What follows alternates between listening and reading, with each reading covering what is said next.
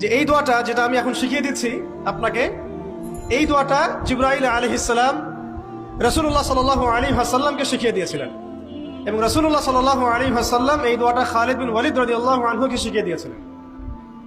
শোনার এবং শেখার খুব আগ্রহ ছিল, তা আমি লিখে নিচ্ছিলাম এবং নোট করছিলাম।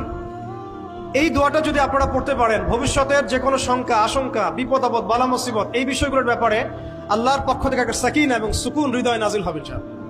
একটু বড়, যেহেতু এখানে তালেব ইলমগণ অনেক, তারা তো শুনলেই মুখস্থ করতে পারবেন, তাই আমি নোট করে আনছি। এবং জ্ঞান তো লুকিয়ে রেখেও লাভ নাই, প্রচার করলেই লাভ, আপনারা আমল করলে আমি নাকি পাবো ইনশাআল্লাহ।